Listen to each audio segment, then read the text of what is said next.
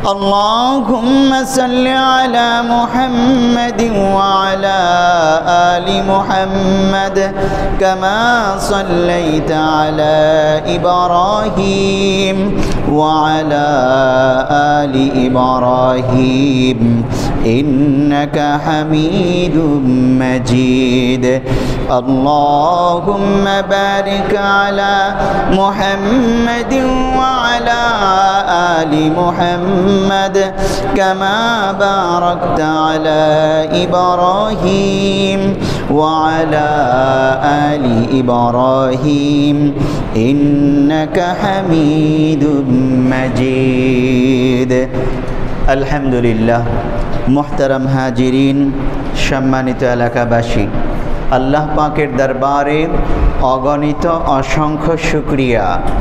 রব্বে করিম দয়া করে মেহেরবানি করে আমাদেরকে পবিত্র রবিউল আউয়াল মাসের দ্বিতীয় জুমায় বাইতুল মুনাব্বার জামে মসজিদে উপস্থিত হওয়ার তৌফিক দান করেছেন। এজন্য অন্তর থেকে শুকরিয়াতান বলি আলহামদুলিল্লাহ। আজকে রবিউল আউয়াল মাসের 9 তারিখ 1446 হিজরি, ভাদ্র মাসের 29 তারিখ 1431 বাংলা এবং সেপ্টেম্বর মাসের 13 তারিখ 2024 খ্রিস্টাব্দ। রাসূলুল্লাহ সাল্লাল্লাহু আলাইহি ওয়াসাল্লাম জন্মগ্রহণ করেছেন এই রবিউল আউয়াল মাসে এবং মৃত্যুবরণ করেছেন এই রবিউল আউয়াল মাসের 12 তারিখে। আজকে রবিউল আউয়াল মাসের 9 তারিখ, আগামী সোমবার রবিউল আউয়াল মাসের 12 তারিখ। রাষ্ট্রীয়ভাবে বাংলাদেশে ছুটি আছে, প্রাতিষ্ঠানিকভাবেও ছুটি আছে। পেয়ারা নবী সাল্লাল্লাহু আলাইহি ওয়াসাল্লামের জন্মের এবং ওফাত দিবস হিসেবে এই সম্মানটুকুন মুসলমান, বাংলাদেশের মুসলমান প্রতি বছরই করে আসতেছে। জিজ্ঞাসা, শুধু এই জন্মদিবস কিংবা মৃত্যু দিবসে সম্মান জানানোই কি একজন মুসলমানের জন্য যথেষ্ট, নাকি আরও কিছু করণীয় আছে? সুস্পষ্ট উত্তর, সেই আরও কিছু করণীয় আছে বলেই আল্লাহ তাআলা গোটা কোরআনুল কারীম নাজিল করেছেন। সূরা ফাতিহা থেকে সূরা নাস পর্যন্ত দীর্ঘ 23 বছরে পেয়ারা নবী সাল্লাল্লাহু আলাইহি ওয়াসাল্লামের উপর অবতীর্ণ হয়েছে।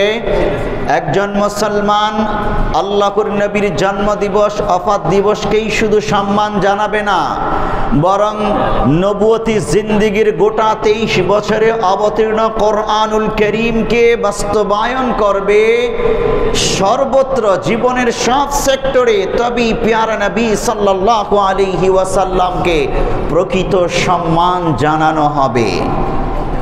আজ তাই আমি আমার আলোচনা বিষয় নির্ধারণ করেছি। প্রতি বছরই আমরা রবিউল আউয়াল মাসে আল্লাহর নবীর সিরাত নিয়ে আলোচনা করি। সিরাতুন নবী পালন করব নাকি ঈদে মিলাদুন নবী পালন করব, এটা নিয়ে তুলনামূলক আলোচনা হয়ে থাকে। আজও হয়তো বিভিন্ন মসজিদে আলোচনা হবে, কিন্তু আমি সেটা আলোচনা আজ করব না। এগুলো পুরনো আলোচনা। এখন আমাদেরকে আলোচনা প্র্যাকটিক্যাল কর্মকাণ্ডে প্রবেশ করার মতো আলোচনায় প্রবেশ করতে হবে। যেহেতু আমাদের নতুন বাংলাদেশ, নতুন করেই সবাই গড়ে তুলতে চাই, সুতরাং আজ আমরা সিরাত থেকে আলোচনা করব। রাসূলুল্লাহ সাল্লাল্লাহু আলাইহি ওয়াসাল্লামের রাষ্ট্র ব্যবস্থা, প্রেক্ষিত বর্তমান বিশ্ব, এই বিষয়ের উপর সংক্ষিপ্ত কিছু কথা বলবো, বিস্তারিত বলার অবকাশ থাকবে না।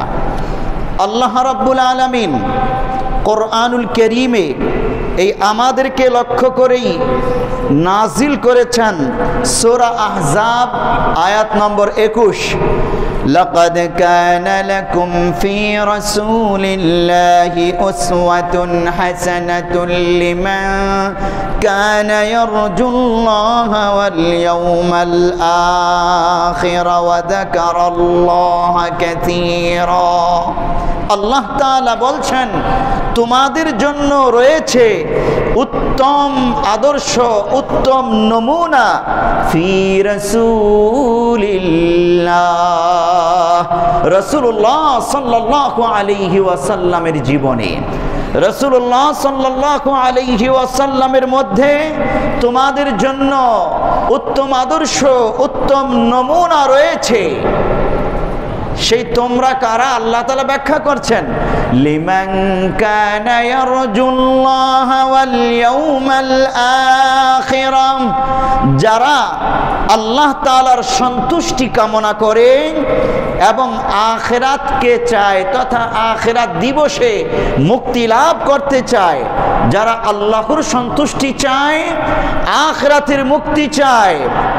ওয়াযাকারাল্লাহ কাসীরা,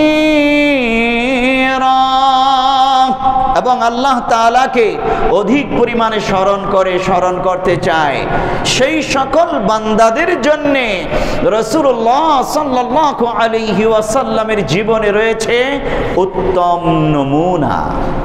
আমি আমার ব্যক্তি জীবন শ্রেষ্ঠ করতে চাই, তো আমার শ্রেষ্ঠ উত্তম নমুনা আল্লাহর নবীর জীবনীতে রয়েছে। আমি আমার পরিবার জীবনকে, পারিবারিক ব্যবস্থাকে সর্বোত্তম করতে চাই, এখানে আল্লাহর নবীর জীবনে আমার জন্য সর্বোত্তম নমুনা রয়েছে। আমি সামাজিক রাষ্ট্রীয় জীবনে সর্বোত্তম প্রদর্শনী করতে চাই, উত্তম ব্যবস্থাপনা আনয়ন করতে চাই, তো সেখানেও আমাদের জন্য রয়েছে রাসূলুল্লাহ সাল্লাল্লাহু আলাইহি ওয়াসাল্লামের জীবনে উত্তম নমুনা। আমি মানব সেবা করতে চাই, রাজনীতি করতে চাই, ব্যবসা বাণিজ্য করতে চাই, শিক্ষা দিতে চাই, শিক্ষা নিতে চাই, যে কোনো কর্মকাণ্ড আমি করতে চাই না কেন, পৃথিবীর প্রত্যেকটা সেক্টরে আল্লাহর নবীর নমুনা বিদ্যমান রয়েছে। আর আল্লাহ তাআলা বলছেন, লাকাদ কানা লাকুম ফি রাসূলিল্লাহি উসওয়াতুন হাসানাহ, তোমাদের জন্য রাসূলুল্লাহ সাল্লাল্লাহু আলাইহি ওয়াসাল্লামের মধ্যে রয়েছে উত্তম নমুনা। কোনো সন্দেহ আছে এই কথায়? আল্লাহ তাআলা যেই বক্তব্য দেন, আল্লাহর বক্তব্যের মধ্যে কোনো সন্দেহ থাকতে পারে না। মানুষ বক্তব্য দিলে সেখানে সন্দেহ ভুল থাকতে পারে। এজন্য আল্লাহ তাআলা কোরআনুল কারীমে সূরা বাকারার শুরুতেই বলেছেন, আলিফ লাম মিম যালিকাল কিতাবু লা রাইবা ফীহি হুদাল লিল মুত্তাকিন, এমন কিতাব, এমন গ্রন্থ যাতে কোনো সন্দেহ সংশয়ের অবকাশ নেই, মুত্তাকিদের জন্য এই গ্রন্থ পথ প্রদর্শক। আল্লাহ তাআলা সূরা আম্বিয়া আয়াত নম্বর 107 পিয়ারা নবী সাল্লাল্লাহু আলাইহি ওয়াসাল্লামের সিরাতের ব্যাপারে ইরশাদ করছেন, ওয়ামা আরসালনাকা ইল্লা রাহমাতাল লিল আলামিন, হে নবী আপনাকে আমি প্রেরণ করেছি বিশ্ববাসীর জন্য রহমত স্বরূপ। আল্লাহর নবীকে পৃথিবীবাসীর জন্য রহমত স্বরূপ বানিয়ে পাঠিয়েছেন আল্লাহ তাআলা। তার মানে আল্লাহর নবী যেই কাজ করবে, যেই কথা বলবে, যেই পদ্ধতি অবলম্বন করবে, ওটার মধ্যেই রহমত কল্যাণ রয়েছে। কোনো সন্দেহ আছে কি? কোনো সন্দেহ নাই। রাসূলুল্লাহ সাল্লাল্লাহু আলাইহি ওয়াসাল্লামকে আল্লাহ তাআলা রহমত স্বরূপ পাঠিয়ে 4টা কর্মসূচি দিয়েছেন। আমরা একাধিকবার সেই আয়াতের আলোচনা করেছি। লাকাদ মান্নাল্লাহু আলাল মুমিনিনা ইয বা'আথা ফীহিম রাসূলাম মিন আনফুসিহিম ইয়াতলু আলাইহিম আয়াতিহি ওয়া ইউযাক্কিহিম ওয়া ইউআল্লিমুহুমুল কিতাবা ওয়াল হিকমাহ। এই 4টা কর্মসূচি, 1 নম্বর কোরআনের দাওয়াত, আর 2 নম্বর পরিশোধন করা, 3 নম্বর কোরআনের শিক্ষা ব্যবস্থা বাস্তবায়ন করা, 4 নম্বর হিকমা শিক্ষা দেওয়া। এই হিকমা, প্র্যাকটিক্যাল সুন্নাহ, জীবন আদর্শ, রাষ্ট্র পরিচালনা, যাবতীয় কিছু এটার অন্তর্ভুক্ত। এখন আসুন, প্যারা নবী সাল্লাল্লাহু আলাইহি ওয়াসাল্লামকে আল্লাহ তাআলা আমাদের জন্য নমুনা বানিয়েছেন জীবনের সর্বক্ষেত্রে, আর রহমত স্বরূপ পাঠিয়েছেন। দুটো কথাই ধরলাম দুটো আয়াতের। একটি হলো রাসূলের জীবনে আমাদের জন্য সর্বক্ষেত্রে উত্তম নমুনা রয়েছে, দ্বিতীয় হলো আল্লাহর নবী আমাদের জন্য, বিশ্ববাসীর জন্য রহমত স্বরূপ, শুধু মুসলমানদের জন্য না, অমুসলিমদের জন্যে, সমস্ত মানুষের জন্যে, এমনকি রসুলকে যারা অপমানিত করতে চায়, রসুলকে যারা দুশ্মন মনে করে, তাদের জন্য আল্লাহর নবী রহমত স্বরূপ বলেছেন খোদ আল্লাহ তাআলা। যখন প্যারা নবী সাল্লাল্লাহু আলাইহি ওয়াসাল্লাম মক্কা বিজয় করলেন, আল্লাহর নবীর অন্যতম কর্মসূচি ছিল বৈষম্যহীন সমাজ ব্যবস্থা, রাষ্ট্র ব্যবস্থা প্রতিষ্ঠা করা। এটা এজন্যই যখন আল্লাহর নবী পৃথিবীতে এসেছেন তখন বৈষম্য, জুলুম, নির্যাতন দিয়ে ভরপুর ছিল। আমরা জানি পৃথিবীর পরিবেশ এমনই ছিল। হারবুল বাসুস একটা যুদ্ধের নাম আপনাদেরকে আমি বলেছিলাম, সিরাত গ্রন্থগুলোতে লেখে। বসুস নামক এক মহিলা, বৃদ্ধ মহিলা, তার এক মেহমান এসছে, তার মেহমানের উট আরেক প্রতিবেশীর বাগানের গাছে বেঁধে রেখেছে। উটের পিঠ চুলকানি উঠেছে, উট গাছের সাথে পিঠ লাগিয়ে ঘষা দিয়ে পিঠ চুলকাচ্ছে। গাছের মধ্যে পাখির বাসা ছিল, ডিম ছিল, লেগে পড়ে গেছে, নাড়া খেয়ে পড়ে গেছে, ডিম ভেঙে গেছে। ওই বাগানের মালিক চিৎকার করে চেঁচামেচি শুরু করলো, আমার বাগানের পাখির বাসার ডিম ভেঙে ফেলেছে তোমার মেহমানের উট। এই বলে উটকে পিটানি দেওয়া শুরু করলো। ওই মহিলা চিৎকার করে বলতে লাগলো, আমার মেহমানের উটের উপর হামলা করেছে, তোরা কে কোথায় আছিস, আয়। মহিলার আত্মীয় স্বজন লাঠি সোটা নিয়ে দৌড়ে আসলো। কি হয়েছে? আমার মেহমানের উটকে মেরেছে, ধর ওকে। ওরা গিয়ে ওই বেটাকে পিটিয়ে মেরে ফেললো। ওই বেটার লোকজন দৌড়ে আসলো, আমাদের লোককে মেরেছ। যুদ্ধ শুরু হয়ে গেল। দুই পক্ষের যুদ্ধ চলল দীর্ঘ 80 বছর। কয় বছর? আইয়ামে জাহিলিয়ার চিত্র এটা। ইতিহাস গ্রন্থগুলোতে লিখেছে আইয়ামে জাহিলিয়ার চিত্র এটা। সামান্য পাখির বাসার ডিম ভেঙে ফেলেছে, তবুও কোনো মানুষ ভাঙে নাই। একটা ওট পিঠ চুলকাতে গিয়ে ভেঙে ফেলেছে। এই তুচ্ছ ঘটনাকে কেন্দ্র করে দুই পক্ষের যুদ্ধ শুরু হয়। বংশ পরম্পরায় যুদ্ধ চলে দীর্ঘ 80 বছর। আপনি বলুন, কেমন একটি সমাজের মধ্যে, কোন আইয়ামে জাহিলিয়ার মধ্যে আল্লাহর নবী প্রেরিত হয়েছিলেন? সামান্য সুতানাতায় মানুষের রক্ত চুষে নিত, সম্পদ কেড়ে নিত, হামলা করে বসত বাড়ি ঘরে, জীবন বিপন্ন করে তুলত। যা আমরা ডিজিটাল জাহিলিয়াতেও দেখছি। সামান্য বিষয়কে কেন্দ্র করে দুই পক্ষের দ্বন্দ্ব সংঘাত। রাসূলুল্লাহ সাল্লাল্লাহু আলাইহি ওয়াসাল্লাম নারী এবং পুরুষের মাঝে বিশাল বৈষম্য দেখলেন। নারীকে কোনো সম্পত্তি দেওয়া হয় না, উত্তরাধিকারী সম্পত্তি, যাবতীয় সম্পত্তি পুরুষ নিয়ে যায়। আর পুরুষ যদি ছোট নাবালেগ থাকে, চাচারা অন্যরা নিয়ে যায়। এভাবে বৈষম্য ব্যাপক ছিল নারী আর পুরুষের মাঝে। প্যারা নবী সাল্লাল্লাহু আলাইহি ওয়াসাল্লাম এসে বৈষম্য দূর করে নারীর অধিকার প্রতিষ্ঠা করলেন, নারীকে সম্পত্তিতে অংশ দিলেন। আপনারা ইতিহাস জানেন, আইয়ামে জাহিলিয়ার বর্বর ইতিহাস এমন ছিল, নারী জন্ম লাভ করা অন্যায় মনে করা হতো। কোনো ঘরে কন্যা সন্তান জন্ম নিলে মা বাবা মনে করত এটা অপমান। অনেক বাবা তার কন্যাকে জীবন্ত কবর দিত শুধু অপমান থেকে বাঁচার জন্যে। আল্লাহ তাআলা কোরআনের আয়াত নাযিল করেছেন, ওয়াইদাল মাউউদাতু সুইলাত। কেমন হবে হাসরের ময়দানে সেই চিত্র, যখন জীবন্ত প্রথিত কন্যাকে জিজ্ঞাসা করা হবে, বলো কোন অপরাধে তোমাকে জীবন্ত কবর দেওয়া হয়েছে। আল্লাহ তাআলা এত ক্রুদ্ধ থাকবেন, এত রাগান্বিত থাকবেন সেই পাপিষ্ঠ বাবার উপর, পাপিষ্ঠ সমাজপতি পুরুষের উপর, যারা কন্যাকে জীবন্ত কবর দিয়েছিল আইয়ামে জাহিলিয়ায়, ওই পাপিষ্ঠের দিকে আল্লাহ তাআলা তাকাবেনও না, তাকে প্রশ্নও করবেন না, এতটা ঘৃণা করবেন তাকে। বরং যেই কন্যার উপর জুলুম করা হয়েছিল ওই কন্যাকেই জিজ্ঞেস করবেন আল্লাহ তাআলা, ওয়া ইদাল মাউউদাতু সুইলাত, জিজ্ঞাসা করা হবে, বলো কোন অপরাধে তোমাকে জীবন্ত কবর দেওয়া হয়েছিল। এগুলা তো সেই আইয়ামে জাহিলিয়ার চিত্র। পিয়ারা নবী সাল্লাল্লাহু আলাইহি ওয়াসাল্লাম এসে বৈষম্য দূর করলেন, নারী জাতির সম্মান প্রতিষ্ঠা করেছেন, কন্যা হিসেবে, মা হিসেবে, বোন হিসেবে, স্ত্রী হিসেবে আল্লাহর নবী নারী জাতির সম্মানকে প্রতিষ্ঠা করেছেন।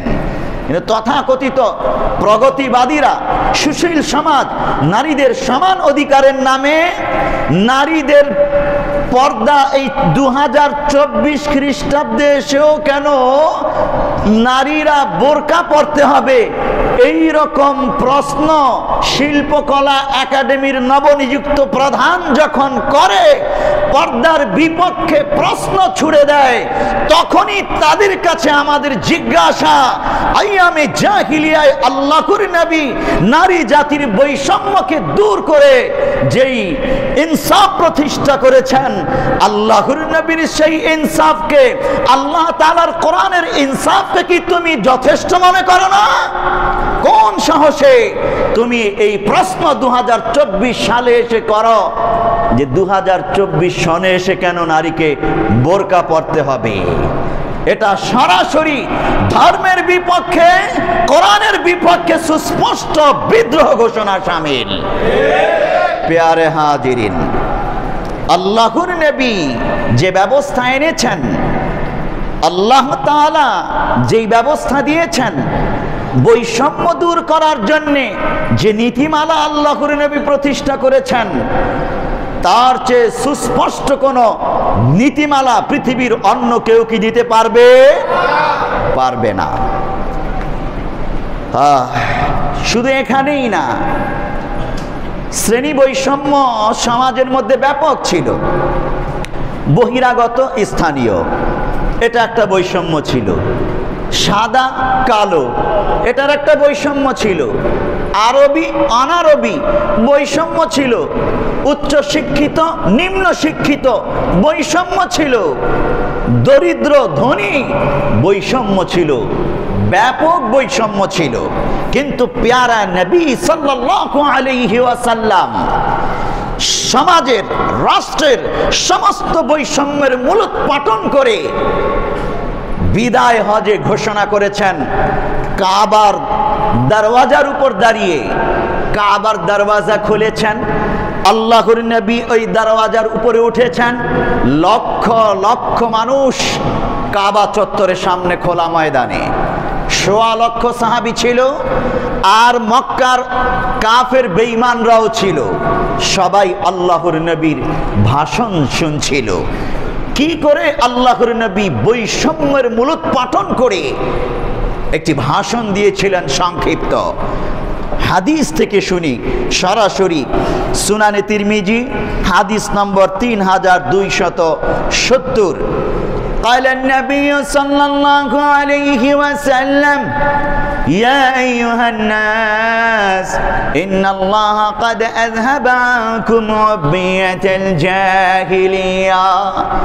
এই ভাষণটুকুন দেবার আগে ছোট্ট একটা ঘটনা ঘটেছে যেটা বৈষম্যকে ফুটিয়ে তোলে। আমাদের বর্তমান বাংলাদেশ বৈষম্য বিরোধী আন্দোলনের বাংলাদেশ। ফসলস্বরূপ আমরা বৈষম্যহীন একটি রাষ্ট্র গড়ে তোলার প্রয়াসে আছি।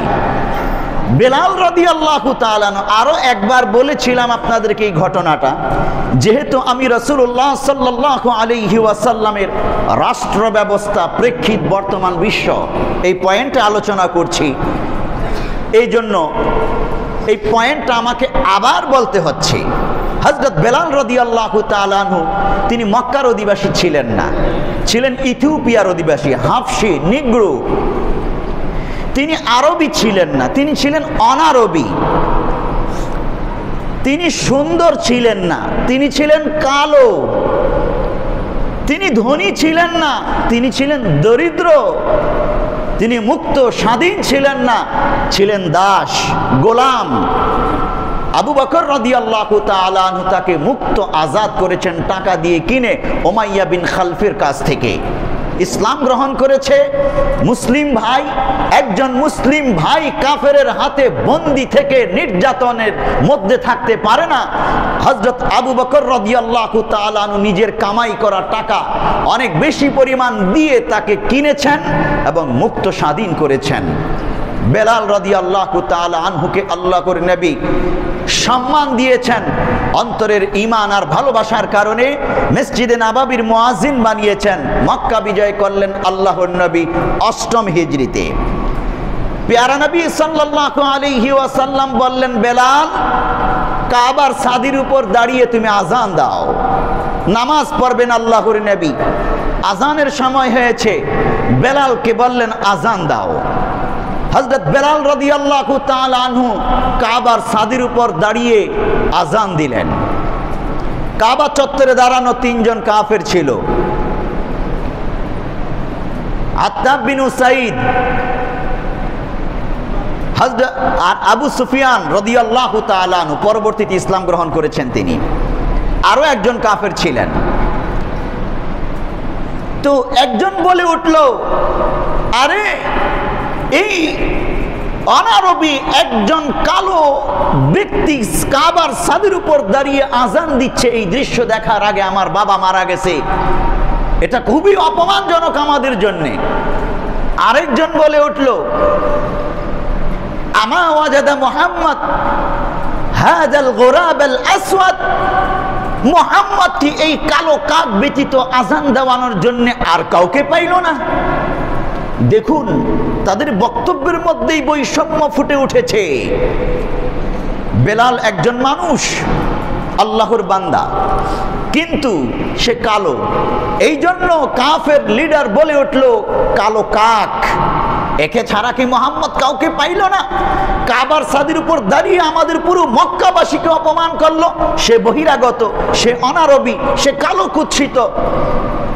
এক কথায় বেলাল রাদিয়াল্লাহু তাআলা আনহুর সাথে তাদের কি কি বৈষম্য আছে, এই বৈষম্যটা তারা তুলে ধরলো।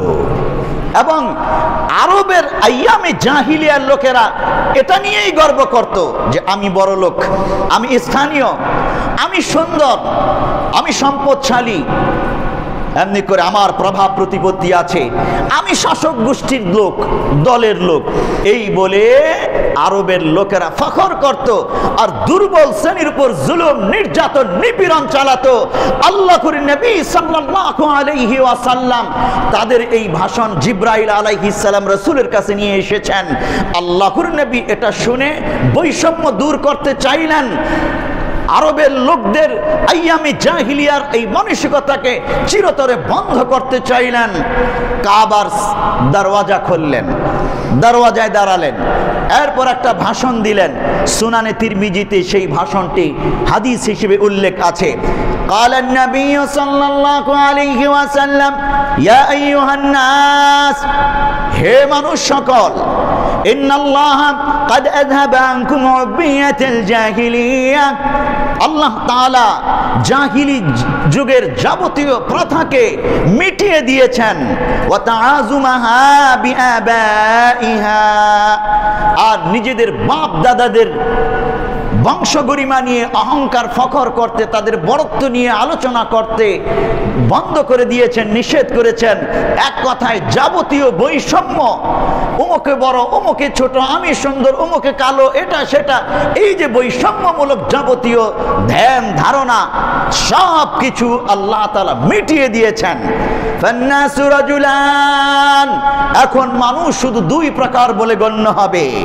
আল্লাহর নবী কাবার দরওয়াজায় দাঁড়িয়ে তিনি তার জাজিরাতুল আরব সেই রাষ্ট্রে ঘোষণা করলেন।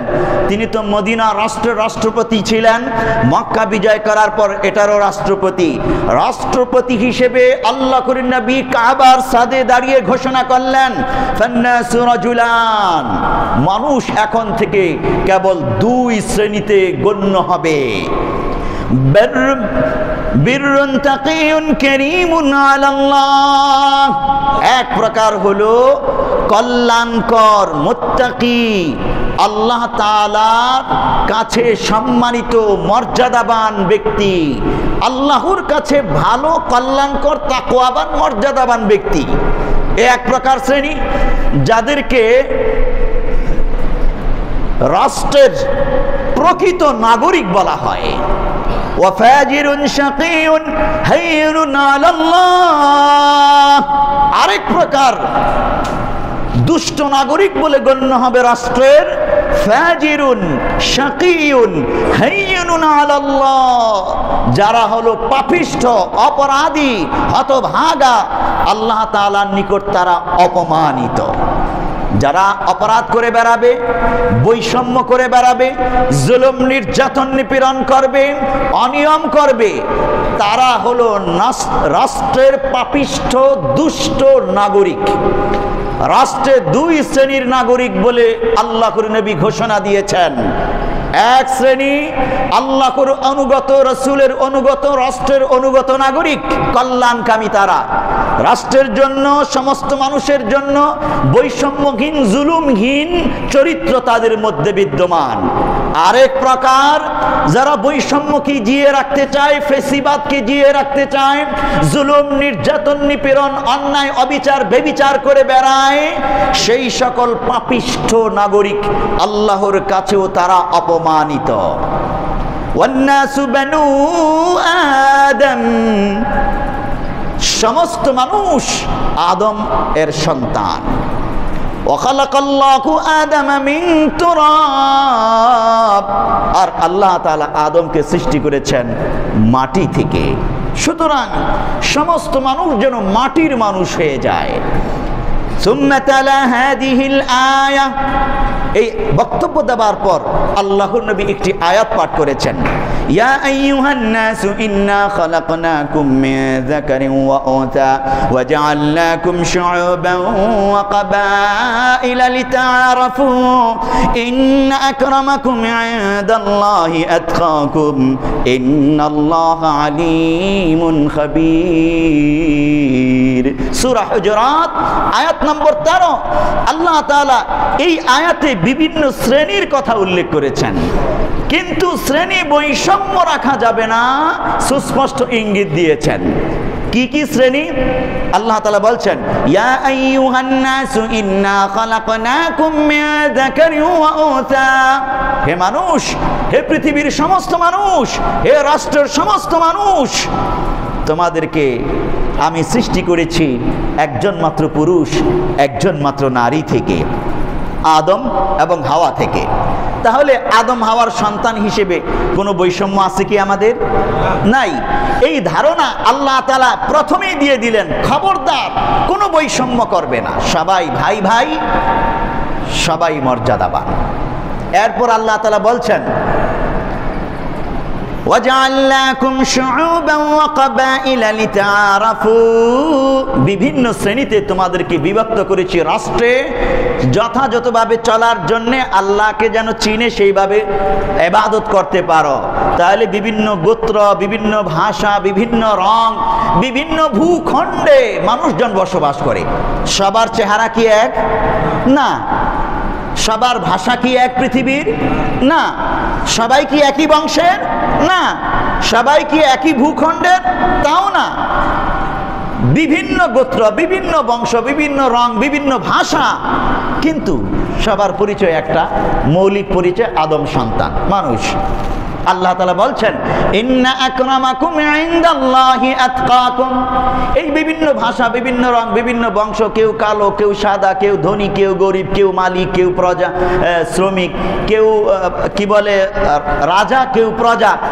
এই জন্য নিজেকে শ্রেষ্ঠ ভাবা যাবে না, নিজেকে শ্রেষ্ঠ ভেবে অন্যকে তুচ্ছ ভেবে শ্রেণী বৈষম্যের জন্ম দেওয়া যাবে না, বরং ওই ব্যক্তি নিজেকে শ্রেষ্ঠ বলতে পারে। ইন্না আকরামাকুম ইনদাল্লাহি আতকাকুম, তোমাদের মধ্যে যেই ব্যক্তি তাকওয়াবান, আল্লাহ তাআলাকে যে বেশি ভয় করে, আর আল্লাহকে যে বেশি ভয় করে সে মানুষের অধিকারও সবচেয়ে বেশি পূরণ করে, তার দ্বারা মানুষের অধিকার কখনোই নষ্ট হয় না।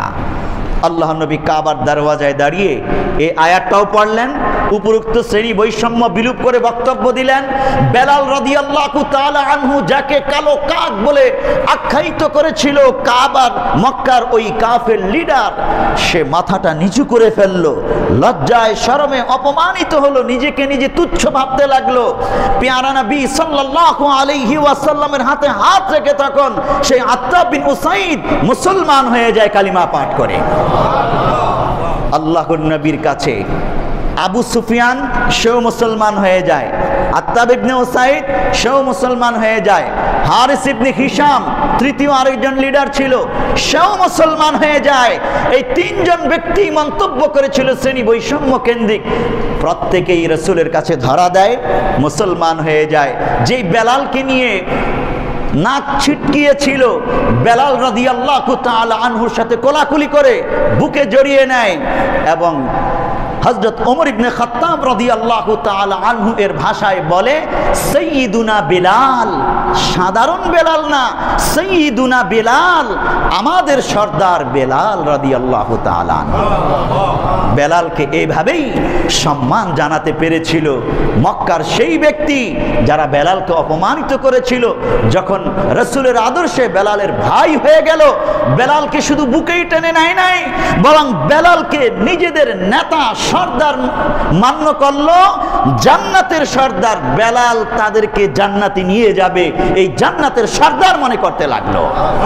ও মুসলমান, আমি জিজ্ঞাসা করতে চাই, বাংলাদেশ স্বাধীন হবার পর 1971 খ্রিস্টাব্দের পর থেকে যত সরকার বাংলাদেশে গিয়েছে, কোন সরকার কি এই রকম বৈষম্যহীন রাষ্ট্র ব্যবস্থা প্রতিষ্ঠা করতে পেরেছে?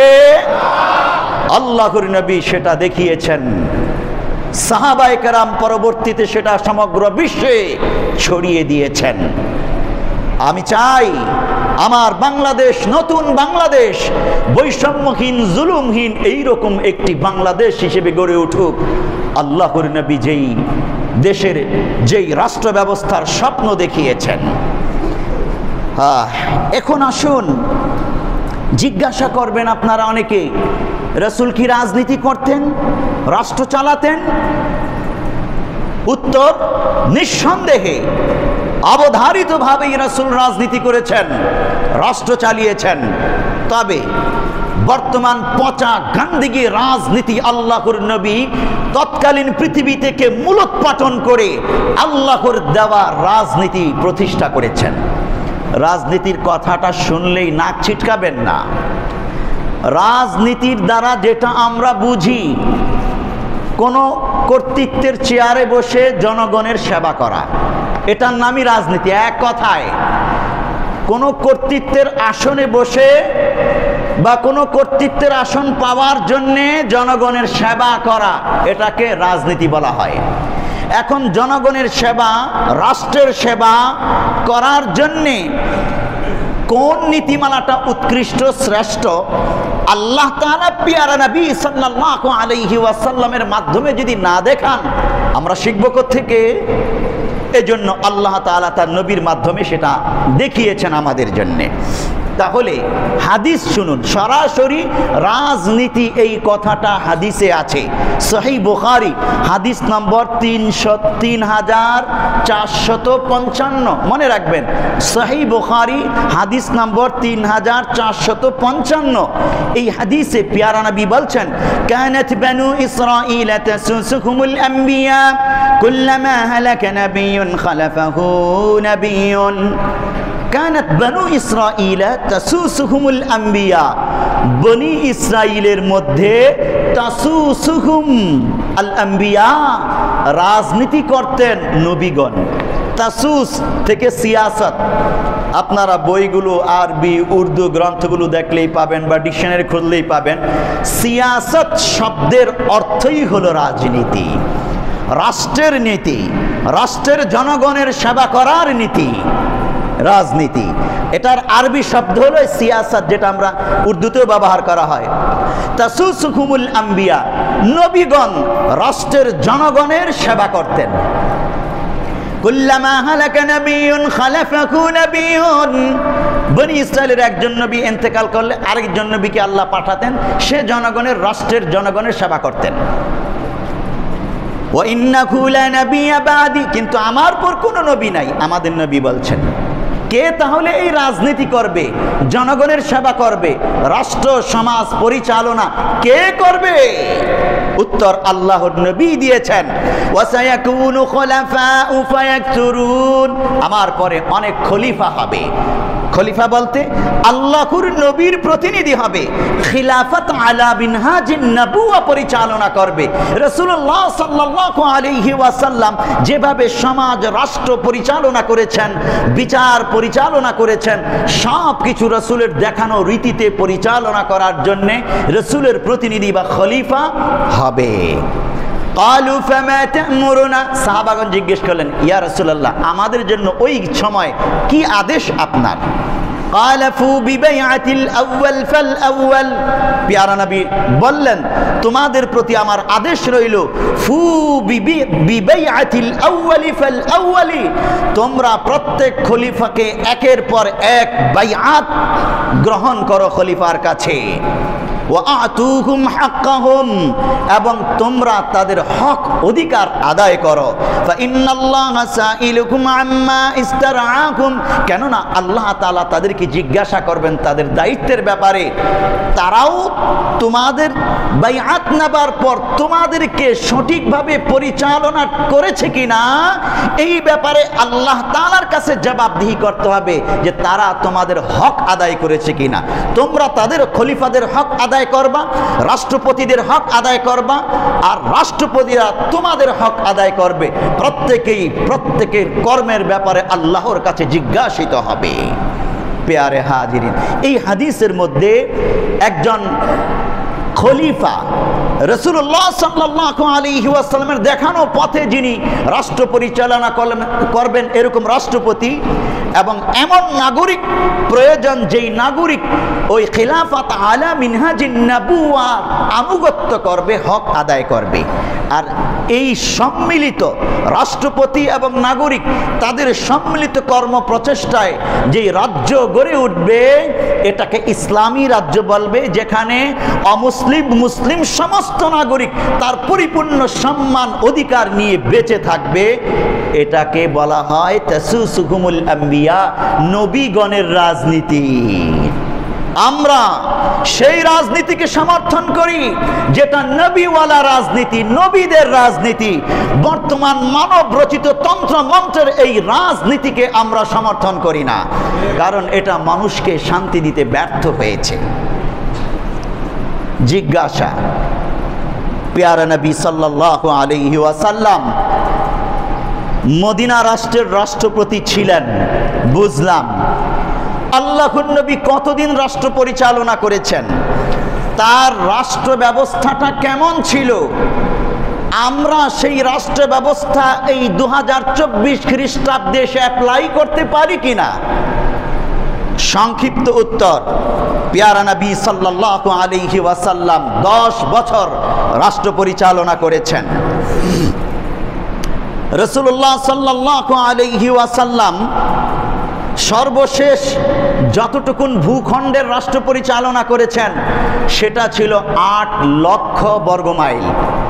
বাংলাদেশ কতটুকুন? 54,000 বর্গমাইল। তার মানে বাংলাদেশের তুলনায় 16টা রাষ্ট্রের সমান বড় একটি রাষ্ট্র পরিচালনা করেছেন আমার আপনার প্যারা নবী সাল্লাল্লাহু আলাইহি ওয়াসাল্লাম। 16টা বাংলাদেশের সমান একটি রাষ্ট্র পরিচালনা করেছেন। আল্লাহর নবীর ইন্তেকালের পর রাসূলের খলিফারা হযরত আবু বকর, হযরত ওমর, হযরত উসমান গনি, 3 জনের কথাই বললাম। ওসমান রাদিয়াল্লাহু তাআলা আনহু এর খেলাফত কালে এই মুসলিম রাষ্ট্রের পরিধি ছিল 26 লক্ষ বর্গমাইল। 26 লক্ষ বর্গমাইল, 8 লক্ষ বর্গমাইল আল্লাহর নবী রেখে গিয়েছেন। এই 8 লক্ষ বর্গমাইল থেকে এটাকে বাড়িয়ে আরো 18 লক্ষ বর্গমাইল বিজয় করে বিশাল মুসলিম সাম্রাজ্য গড়ে তুলেছেন সাহাবায়ে কেরাম, যেটা ছিল 26 লক্ষ বর্গমাইল। জিজ্ঞাসা, আমরা পিচ্ছি এই ৫৪,০০০ বর্গ মাইল রাষ্ট্রেই শান্তি প্রতিষ্ঠা করতে পারি না। একটা জেলার এক প্রান্তে ইনসাফ প্রতিষ্ঠা করলে আরেক প্রান্তে জুলুম দেখা যায়। পুরো বাংলাদেশ প্রতিষ্ঠা তো দূরের কথা, ২৬ লক্ষ বর্গ মাইলে ইনসাফ প্রতিষ্ঠা কি করে করেছেন? ইতিহাস খুলে দেখুন। ওমর ইবনে খাত্তাব রাদিয়াল্লাহু তাআলা আনহু সমস্ত গভর্নরদের মিটিং ডেকে বলেছেন, আমি ওমর ইবনে খাত্তাব আজ রাষ্ট্রপতি, ফোরাতের তীরে যদি একটি কুকুরও না খেয়ে মারা যায় তার জন্য আমি ওমর ইবনে খাত্তাবকে আল্লাহর আদালতে জবাবদিহি করতে হবে। অতএব প্রত্যেক গভর্নর যার যার রাষ্ট্রে চোখ কান খোলা রাখবে, মানুষ তো দূরের কথা, কোন একটি প্রাণীও যেন না খেয়ে মারা না যায়। এই ছিল ওমর ইবনে খাত্তাবের গর্জন। শুধু গর্জন না, বাস্তবায়ন করেছেন অক্ষরে অক্ষরে। ওমর ইবনে খাত্তাবের যুগে কোনো ব্যক্তি না খেয়ে মারা যায়নি। রাষ্ট্রের কোথাও জুলুম নির্যাতন নিপীড়ন ছিল না, কোনো বৈষম্য ছিল না, ইনসাফে ভরপুর ছিল রাষ্ট্রের প্রত্যেকটা কানায় কানায়। আপনি চিন্তা করে দেখবেন, তখন অর্ধ পৃথিবী শাসন করেছে তারা, ইনসাফ প্রতিষ্ঠা করেছে। দুর্নীতি, অন্যায়, অবিচার, বেবিচার মূলোৎপাটন করে একটি শান্তির দেশ প্রতিষ্ঠা যদি তারা করতে পারে ২৬ লক্ষ বর্গ মাইলের মধ্যে, আমরা কেন ৫৪,০০০ বর্গ মাইলে এটা পারবো না? আমাদের ব্যর্থতা কোথায়? আল্লাহ তাআলা বুঝার তৌফিক দান করুন। রাসূলুল্লাহ সাল্লাল্লাহু আলাইহি ওয়াসাল্লাম যখন মদিনা রাষ্ট্রের দায়িত্ব হাতে নেন, তখন মুসলমানের সংখ্যা কত ছিল? আমি আর ৫ মিনিট সময় নেব আপনাদের থেকে। মুসলমানের সংখ্যা ছিল ৭২০। কয়জন? আপনারা অবাক হবেন, কোন কি হুজুর? হ্যাঁ, ইতিহাস এটাই বলে। মক্কা থেকে হিজরত করে কিছু মুসলমান এসেছেন যাদের সংখ্যা ৪০০-এর উপরে ছিল। হাবশায় হিজরতকারী ছিল প্রায় ১০০-এর মতো, আর মদিনার আনসার নও মুসলিম সাহাবী যারা ছিল তারা ছিল ২০০-এর মতো। মোট ৭২০ জন মুসলমান এর নেতা ছিলেন, নবী ছিলেন রাসূলুল্লাহ সাল্লাল্লাহু আলাইহি ওয়াসাল্লাম। আর তখন মদিনা অমুসলিম ছিল ১০,০০০-এর উপরে, মুসলমান ছিল মাত্র ৭২০ জন। আল্লাহর নবী মদিনায় এসেই দেখলেন এখানে কোনো রাষ্ট্র নাই, গোত্র শাসিত, দল শাসিত। যেমন আছে না বাংলাদেশে আওয়ামী লীগ একটা দল, বিএনপি একটা দল, জামাত ইসলাম একটা দল, জাতীয় পার্টি একটা দল। তো মদিনাতে এরকম দল মানে গোত্র আছে, যার যার দলের কমান্ড সে মানে, অন্য দলের কমান্ড সে মানে না। মদিনাতে এটাই চলছে। মদিনাতে তখন ৩টি জনগোষ্ঠী, একটি হলো আদিম পত্তলিক মূর্তি পূজক, তাদের আবার ২টা শাখা বড়, আউস এবং খাজরাজ। আরেকটি হলো বহিরাগত ইয়াহুদি, এদের সংখ্যাটাও বিশাল ছিল। আর আরেকটি হলো নবদীক্ষিত মুসলিম আনসার, মদিনার আনসার সাহাবী যারা। এই ৩টি জনগোষ্ঠী মদিনাতে ছিল। তো মুসলমানের সংখ্যা বললাম, আনসার এবং মুহাজির মিলে ৭২০ জন, আর অমুসলিম ১০,০০০-এর উপরে ছিল। আল্লাহর নবী দেখলেন তাদের মধ্যে যুদ্ধ বিগ্রহ, আউস খাজরাজ, ২ দলের মধ্যে মারামারি হাঙ্গামা সবসময় লেগেই থাকে। এক দল ক্ষমতায় গেলে আরেক দলকে ডুবায়, মারে, চিবায়। বাংলাদেশে যেটা হয়, বাংলাদেশ তো কখনো জনগণের সরকার পায় নাই। স্বাধীনতা যুদ্ধের পর এই পর্যন্ত বাংলাদেশ জনগণের সরকার পায় নাই। প্রত্যেকটা সরকার ছিল দলীয় সরকার, যার ফলশ্রুতিতে জনগণ উপকার পায় নাই। তার দল যখন ক্ষমতায়, দল উপকার পেয়েছে, জনগণ নিষ্পেষিত হয়েছে। আল্লাহর নবী দেখলেন মদিনাতে তো শুধু এই দলীয় শাসন, গোত্রীয় শাসন, এটাকে মূলোৎপাটন করতে হবে। এর দ্বারা শান্তি আসবে না, শুধু মারামারি, ঝগড়া, দ্বন্দ্ব। আউস খাজরাজের দ্বন্দ্ব মিটালেন আল্লাহর নবী বসে। এমনি করে ইহুদিদের 3টা গ্রুপ ছিল, ওদের মধ্যে দ্বন্দ্ব সংঘাত।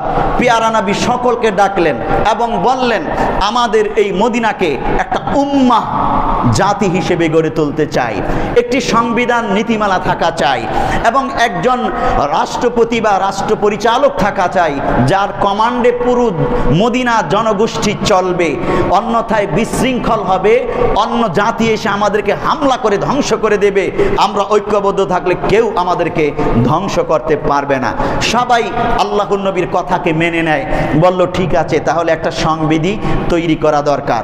পেয়ারা নবী সাল্লাল্লাহু আলাইহি ওয়াসাল্লাম তখন একটি সংবিধি তৈরি করলেন, যেটাকে বলা হয় চার্টার অফ মদিনা, মদিনা রাষ্ট্রের সংবিধান। আজও সেই মদিনার সনদ হিসেবে সমগ্র বিশ্ব এটাকে স্যালুট জানায়, সমস্ত রাষ্ট্র এটাকে স্যালুট জানায়। পৃথিবীর ইতিহাসে প্রথম লিখিত সংবিধান, এর আগে কোনো লিখিত সংবিধান পৃথিবীতে ছিল না। রাসূলুল্লাহ সাল্লাল্লাহু আলাইহি ওয়াসাল্লাম একটি ঐক্যবদ্ধ জাতি গড়ে তুললেন। রাষ্ট্রবিজ্ঞানীগণ বলেন একটি রাষ্ট্র হওয়ার জন্য 4টা উপাদান লাগে। কয়টা উপাদান? 4টা উপাদান লাগে একটি রাষ্ট্র হওয়ার জন্য। নির্দিষ্ট একটি ভূখণ্ড লাগে, একটি জনগোষ্ঠী লাগে, এরপরে একটি সরকার লাগে, আর সার্বভৌমত্ব লাগে। রাষ্ট্রের সার্বভৌমত্ব এবং রাষ্ট্রের সার্বভৌমত্বের আইন কানুন, ঐক্যবদ্ধ আইন কানুন, এই 4টা জিনিস লাগে। পেয়ারা নবী মদিনাতে গিয়ে দেখলেন সেখানে নির্দিষ্ট ভূখণ্ড আছে আর জনগোষ্ঠী আছে, কিন্তু সেখানে সরকার নেই, সার্বভৌমত্ব নেই। আল্লাহর নবী সরকার প্রতিষ্ঠা করলেন এবং সার্বভৌমত্ব প্রতিষ্ঠা করলেন, কিন্তু আমাদের সার্বভৌমত্ব, রাসূলের সার্বভৌমত্ব এক ছিল না। আমরা সার্বভৌমত্ব বলতে বুঝি রাষ্ট্রের ভৌগোলিক অবস্থানের সার্বভৌমত্ব, একচ্ছত্র ক্ষমতা এই রাষ্ট্রের, এবং এই রাষ্ট্রের জনগণেরই শুধু এই রাষ্ট্র পরিচালনার একচ্ছত্র ক্ষমতা, আইন বানানোর, নিরাপত্তার, যাবতীয় কিছুর। কিন্তু আল্লাহর নবীর সার্বভৌমত্বের অর্থ হলো এই রাষ্ট্রের মালিক, এই রাষ্ট্রের জনগণের মালিক, সমস্ত সম্পত্তির মালিক, এবং এই জনগণ পরিচালনার আইন কানুন একমাত্র আল্লাহর, মানুষের নয়। মানুষ শুধু আল্লাহর সার্বভৌমত্বের ছায়াতলে থেকে নিজেদেরকে পরিচালনা করবে। এই আল্লাহর সার্বভৌমত্ব থেকে বেরিয়ে এসে কেউ যখন পণ্ডিতি করে নিজেই নিজেকে সার্বভৌম ক্ষমতা ঘোষণা করবে, নিজেই সার্বভৌম আইন কানুন রচনা করবে, নির্ঘাত সেখানে বিশৃঙ্খলা দেখা দেবে, জুলুম, নির্যাতন, নিপীড়ন, বৈষম্য দেখা দেবে, যা আমরা শত শত বছর ধরে দেখে আসছি। জিজ্ঞাসা, তাহলে কি আল্লাহর নবীর মদিনার রাষ্ট্র ইসলামী রাষ্ট্র ছিল? এই যে আমাদের অনেক রাজনীতিবিদ বলেন রাসূলের মদিনা রাষ্ট্রটা ছিল ধর্মনিরপেক্ষ রাষ্ট্র। নাউজুবিল্লাহ, ইম্পসিবল। ধর্মনিরপেক্ষ এই বক্তব্যটাই সূরা কাফিরুনে প্রত্যাখ্যান করা হয়েছে। এটা ইসলাম বিরোধী বক্তব্য, ধর্ম বিরোধী বক্তব্য, সেকুলারিজমের এই কথাটা। তাহলে মদিনা রাষ্ট্র কি ছিল? সুস্পষ্ট, নিখাত, খালেস, খাঁটি ইসলামী রাষ্ট্র ছিল। জিজ্ঞাসা করবেন দলিল কি? মদিনার সনদ। সেই সংবিধি, পৃথিবীর ইতিহাসে লিখিত মদিনার সনদই এই বক্তব্য স্পষ্ট আছে। আমি সংক্ষেপে একটু বলি। আল্লাহর নবীর মদিনা সনদে, সব বলবো না, 1 নম্বরের উপরে যেই প্রস্তাবনা ছিল, যেটা দিয়ে শুরু করা হয়েছে বিসমিল্লাহির রহমানির রহিম, এই কথাটা লেখা। আপনারা বুঝে থাকলে বলুন, বিসমিল্লাহির রহমানির রহিম এটা কি হিন্দু ধর্মের বাণী, বৌদ্ধ ধর্মের বাণী, ইহুদি ধর্মের বাণী, না মুসলিম ধর্মের বাণী? এটা উপরে লেখা শিরোনাম, যা আমাদের বাংলাদেশের সংবিধিতেও আছে, উঠিয়ে ফেলার চক্রান্ত করা হয়েছিল। 2 নম্বর, আল্লাহর নবী সাল্লাল্লাহু আলাইহি ওয়াসাল্লামের নামে এই সংবিধি, হাযা কিতাবু মিন মুহাম্মাদিন নবী সাল্লাল্লাহু আলাইহি ওয়াসাল্লাম। এই সংবিধি মুহাম্মাদুন নবী, নবী শব্দ আছে, তিনি মুহাম্মদ এবং তিনি নবী হিসেবে এই সংবিধি জারি করতেছেন। এই ঘোষণাটা প্রথমেই দেওয়া। এরপরে সংবিধানের মধ্যে একটা একটা করে ধারা উল্লেখ, ইন্নাহুম উম্মাতুন ওয়াহিদাতুম মিন দুনিন নাস, মদিনার সমস্ত জনগণ একটি জাতি, একটি নেশন, একটি উম্মাহ বলে স্বীকৃত হবে। ইহুদি, মুসলিম, পৌত্তলিক সবাই মদিনা রাষ্ট্রের একটি উম্মাহ। উম্মাহ বলতে এখানে নাগরিক, মদিনা রাষ্ট্রের নাগরিক বলে গণ্য হবে। এরপরে আল্লাহর নবী বলতেছেন, ওয়া ইন্নাল মুমিনিনাল মুত্তাকিনা আলা মান বাগা মিনহুম আও ইবতাগা দাসিসাতা যুলমিন, অন্যায়, জুলুম, নির্যাতন, নিপীড়ন যারাই করবে তাদের বিরুদ্ধে রাষ্ট্রের সমস্ত নাগরিক ঐক্যবদ্ধ হয়ে তাদেরকে মূলোৎপাটন করবে। এরপরে পিয়ারা নবী সাল্লাল্লাহু আলাইহি ওয়াসাল্লাম, আমি সবগুলো বলছি না, সংক্ষেপে বলছি, ওয়া ইন্নাল মুমিনিনাল মুত্তাকিনা আলা আহসানা হুদা ওয়া আকওয়ামাহু, ইয়াহুদি আছে, পৌত্তলিক মূর্তি পূজকরা আছে যাদেরকে আমরা হিন্দু বলি বর্তমান, আর মুসলিম আছে। এদের মধ্যে কারা সঠিক, কাদের ধর্ম সঠিক? আল্লাহর নবী ওই সংবিধানে স্পষ্ট উল্লেখ করেছেন মুমিন মুসলমানরাই সঠিক ধর্মের উপর আছে, অন্যরা ভুল বাতিল, যদিও তারা এই রাষ্ট্রের নাগরিক হিসেবে স্বাধীনভাবে তাদের ধর্মকর্ম পালন করবে। এই কথাটা পরবর্তী ধারার মধ্যে উল্লেখ আছে। এরপরে সর্বশেষ একটা ধারা উল্লেখ করি, সমাপ্ত করছি। যদি রাষ্ট্রের নাগরিকদের মধ্যে কোনো দ্বন্দ্ব সংঘাত সমস্যা শুরু হয়, মিটাবে কিসের ভিত্তিতে? ধারা ওয়াইন্নাকুম মাহমা ইখতালাতুম ফীহি মিন শাইইন ফাইন্না মারাদ্দাহু ইলাল্লাহি আযজা ওয়া জাল ওয়া ইলা মুহাম্মাদিন সাল্লাল্লাহু আলাইহি ওয়াসাল্লাম। ইহুদি, খ্রিস্টান, মুশরিক, মুসলিম রাষ্ট্রীয় কোনো সমস্যা দেখা দিলে কোন পদ্ধতিতে সমাধান করা হবে স্পষ্ট এখানে উল্লেখ আছে। ফাইন্না মারাদ্দাহু ইলাল্লাহি আযজা ওয়া জাল ওয়া ইলা মুহাম্মদ, আল্লাহ তাআলার আইন অনুযায়ী মুহাম্মদ সাল্লাল্লাহু আলাইহি ওয়াসাল্লাম ফয়সালা করবেন। এই ফয়সালাই সবাই মেনে নিতে বাধ্য থাকবে। এবার আপনি বুঝে থাকলে বলুন, এটা কি ইসলামী রাষ্ট্র হলো নাকি ধর্মনিরপেক্ষ রাষ্ট্র হলো? নিশ্চিত ইসলামী রাষ্ট্র। আল্লাহর নবী একটি ইসলামী রাষ্ট্র প্রতিষ্ঠা করেছেন যেখানে অমুসলিমদের অধিকারও পরিপূর্ণভাবে প্রতিষ্ঠা হয়েছিল। আরো অনেকগুলো আইন কানুন আছে, সব আমি বলছি না। পেয়ারা নবী সাল্লাল্লাহু আলাইহি ওয়াসাল্লাম তার রাষ্ট্র পরিচালনার সুবিধার্থে কয়েকটা ভাগ করেছিলেন। আল ওয়ালি, গভর্নর, 10টি প্রদেশে ভাগ করেছেন আল্লাহর নবী তার রাষ্ট্রকে। কয়টা প্রদেশ? 10টি প্রদেশে 10 জন গভর্নর নিয়োগ করেছেন আল্লাহর নবী। আল কাজী, প্রত্যেক রাষ্ট্রে কাজী বিচারক ছিল, আদালত ছিল, প্রধান বিচারপতি ছিল। আল আমিল, আমরা যাদেরকে আমলা বলি, আল আমিল রাজস্ব ও অর্থ বিভাগ ছিল, যার মাধ্যমে রাষ্ট্রের অর্থনৈতিক যাবতীয় কিছু পরিচালনা হতো। আর ছিল আল উজারা, মন্ত্রণা পরিষদ, যেটাকে শুরা পরিষদ বলা হয়। বিশেষ একটি শুরা পরিষদ ছিল, এই শুরার মাধ্যমে রাষ্ট্র পরিচালনা হতো। বর্তমানে আমাদের দেশে শুরা পরিষদ নাই, যার ফলশ্রুতিতে আমাদের রাষ্ট্র ব্যবস্থাও এক এক সময় ভঙ্গুর অবস্থায় চলে যায়। পেয়ারে হাজিরিন, আমরা আল্লাহর নবীর রাষ্ট্র ব্যবস্থা কেমন ছিল আর বর্তমান রাষ্ট্র ব্যবস্থা কেমন আমাদের সামনে আছে সংক্ষিপ্ত কিছু আলোচনা করলাম। সময় একটু বেশি লেগে গেছে, কিন্তু কোন পদ্ধতি আমরা এই যুগে অ্যাপ্লাই করতে পারি? এক কথায় আল্লাহর নবী যেই পদ্ধতি রাষ্ট্র চালিয়েছেন ওটাই যদি আমরা বাস্তবায়ন করতে পারি, সবার, সমস্ত ধর্মের সমস্ত নাগরিকদের অধিকার পূরণ হবে, সবাই শান্তিতে থাকতে পারবে। বিস্তারিত আলোচনা অন্য এক সময় করব। আজকে যতটুকু আলোচনা হলো, আল্লাহ তাআলা আমাদেরকে বুঝার, আমল করার তৌফিক দান করুন। আমিন। ওয়া মা আলাইনা ইল্লাল বালাগ।